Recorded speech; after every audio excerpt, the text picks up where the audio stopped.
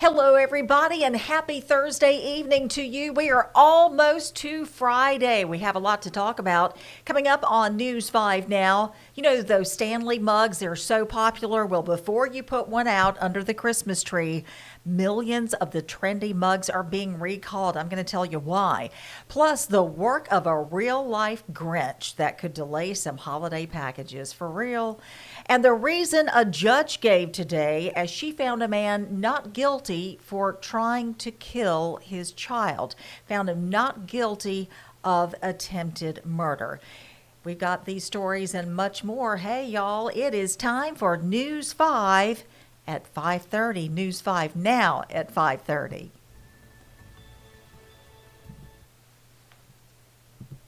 This is News 5 Now, streaming live to your neighborhood and around the world.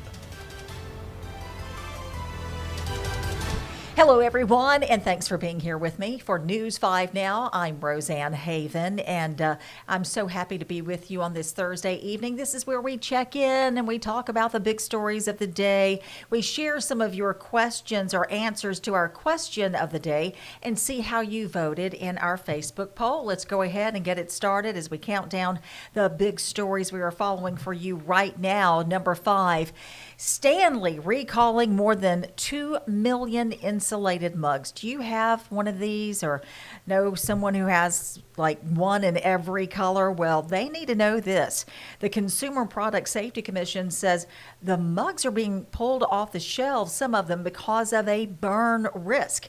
The affected mugs sold from June of 2016 through December of this year, and they sold in retailers like Amazon, Walmart, Dick's, and Target. You know, the big ones, so check it out. Number 4, a Florida father is on a mission to make roads safer after losing his son to a distracted driver. Demetrius Branca is traveling the state, and he's calling for stricter hands-free driving laws. His Driving Change for Safer Streets tour brought him to Santa Rosa County this week. Branca says Florida's current hands-free laws are ineffective, and he believes stricter measures could save countless lives. Moving on now to number 3, packages left on the side of a road in Semmes sparking a federal investigation. Just in time for the holidays, y'all. Are you waiting on your Christmas packages to arrive, your gifts? Well, on December the 8th, around 6 o'clock in the evening, witnesses near Roberts Lane and Jeremy Drive say they saw a postal worker stacking boxes on the side of the road. Semmes police officers went to the site. They collected those packages and turned them over to the Postal Service. An investigation is underway, but no arrest has been made. Number 2, a teenager behind bars now for this week's deadly shooting on Gale Street in Mobile. Police say a 17-year-old boy faces murder, assault, robbery, and kidnapping charges. Investigators say he held the victim and another person at gunpoint Monday night, robbed them, then shot the victim, who happens to be another teenage boy. So sad. Officers originally called to a reported shooting on Charles Street actually heard the gunshots over on Gale Street. They found the victim dead near a vehicle that had crashed into a pole. Number 1, a not guilty verdict today for a Mobile man on trial for attempted murder in the stabbing of his 2-year-old daughter. The judge citing mental disease as the reason. Now, this was a bench trial, meaning the judge actually decided the verdict, not a jury. The stabbing happened in 2020 at the Edgewood Villa Apartments on Dauphin Island Parkway. During the trial, a psychologist testified Curtis Woods suffers from mental illness, and he didn't even remember the stabbing.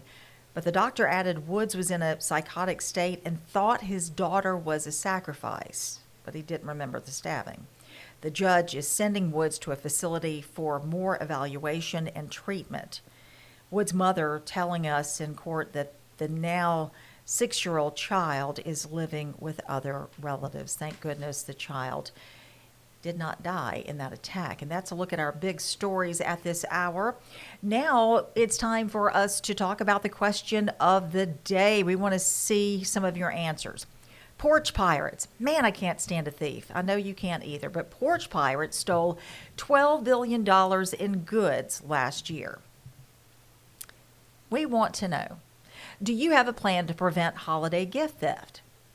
You, like so many other people, have cameras, right? Like the Ring camera or cameras at your doorstep. But these porch pirates, man, they are brave. A lot of them, they don't care that you see them. They're stealing loud and proud, right? Okay, so we're going to see what some of you are saying. What plan do you have? Thomas Burgett, or Burgett maybe, says he's saving bags of his dog's poo and going to put it in larger boxes and set them out on the porch Christmas week. All right, then. I'm not hating that. Tony says 2 pit bulls and a Ring doorbell, no problems ever. Like I say, some are pretty brazen. Okay. Jane Power Greer says she has everything shipped to her work address. Okay. But then what happens once, I don't know where you work, but if the work, once it closes and you get shipments after hours, because that does happen these days. Ooh, Lori Smith says, click, click. I think I know what she's talking about. Yeah, Jesse Lamont Do It says, let's do this. People talking about with guns. So, yeah, I mean, it is a big problem these days. It's no fun when you find out someone's stolen from you. I mean, you really feel violated and angry. Andra Shea says a box of cat poop in an Amazon box. So we encourage you to keep dropping your comments and letting us know, as folks are looking for solutions to these porch pirates who seem to be getting more and more brazen. I want to thank you all for those who participated in that. And now we are going to go to the Facebook poll.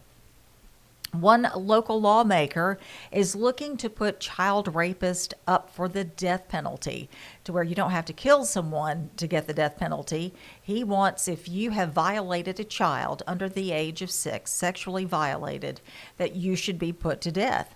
And a lot of you say, you darn tootin'. 99.5% say they support this.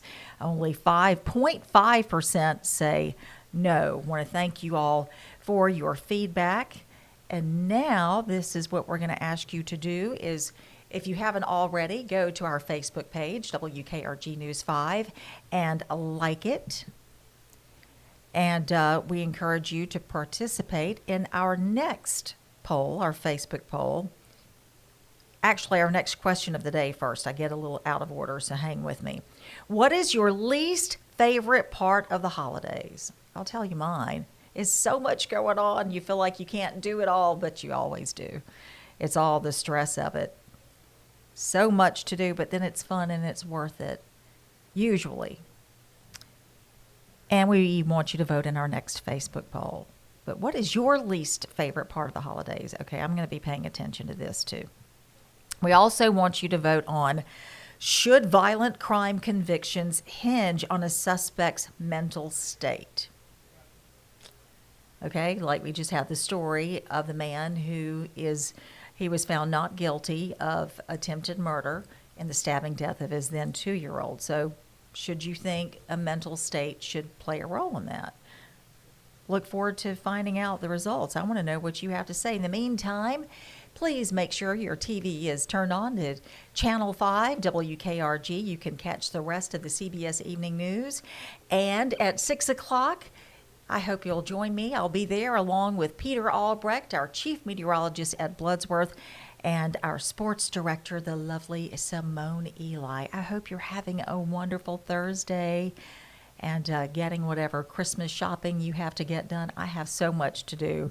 But it sounds like, and we'll hear more from Ed on this, we're going to have a great weekend to shop or do whatever else. Last I saw, we only had a 20% chance of rain, and temperatures are going to be cooler, so I'm excited about that. But thank you for spending some time with me on this Thursday evening. Hope to see you coming up at 6 o'clock. For now, have a great rest of your evening.